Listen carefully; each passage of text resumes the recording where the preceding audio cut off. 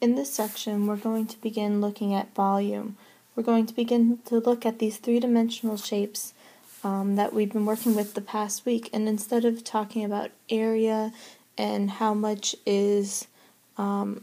area does the different sides take up. So, for example, this side has an area of 12, this side has an area of 15, this area has this area of 20, and so on and so forth. We're going to begin to look and say, okay, in this whole entire shape, how many blocks make up this whole entire shape? So how much, say, liquid could we pour in that would take up the same amount of space? So we're beginning to look at three-dimensional shapes in the sense of volume being really the length times the width times the height. Okay, we're going to begin by looking at the shapes. So if we look at the blue level, okay, how many blocks would make up the blue level? Well, if we look at this being 5 by 4, we're going to get the blue level being 20 blocks. Okay. Then next we can look at the red level. How many blocks would make up the red level? Well, if another 5 by 4 would be another 20 blocks. And then the yellow level. If I was to count the number of blocks in the yellow level, I would go 1, 2, 3, 4, 5, 6, 7, 8, 9, 10, 11, 12, 13, 14, 15, 16, 17, 18, 19, 20. And that'll be another 20 blocks as well. Okay. So when I add up then these number of blocks, I'm going to get a total of 60 blocks. Okay.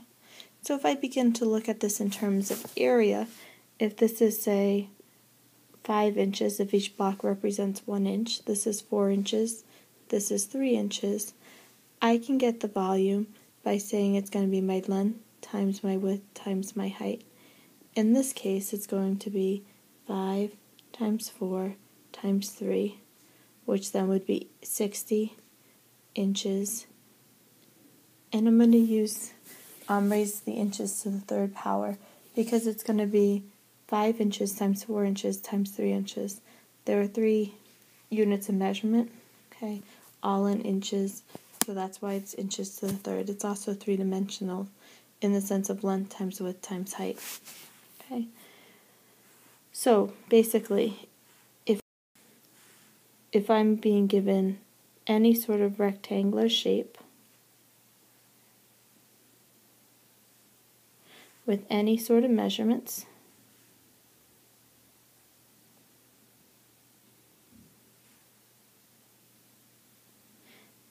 I'm going to get my volume by doing length times width times height.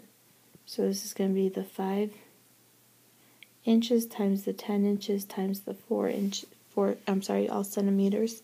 So if I multiply that out, 50 times 4 would be 200 centimeters, and I would raise this to the third power.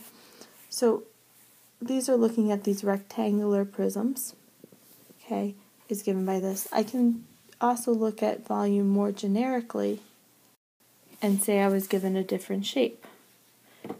For example, let's take a triangular prism.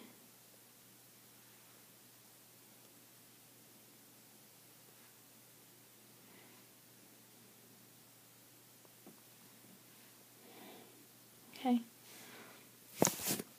In this sense, volume I can't look as in terms of base of length times width, but my volume is always going to be the area of my base times whatever my height is.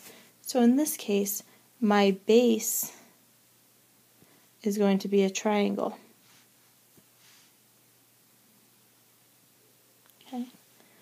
So for this, I'm going to need to know what is the height of the triangle.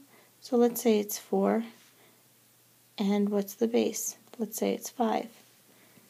Okay. So in this case, the area of my base is going to be 1/2 of 4 times 5.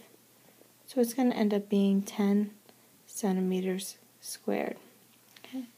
And let's say I'm going to give a height or width of this volume of this triangular prism, say a length of 10. Okay. Let me actually revise that. Let's make it 8 instead. Okay. So the volume of this shape will be the area of the base, the red, which would be 10, times the length of that shape or the height of that shape, which is 8. So I would get it being 80 centimeters cubed.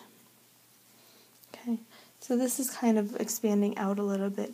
Your book will mainly look at working with rectangular prisms right now, but we're also going to begin moving also to other three-dimensional shapes, looking at, for example, a triangular prism, and also possibly beginning to look at some cylinders and talking about how we could find the volume of those as well.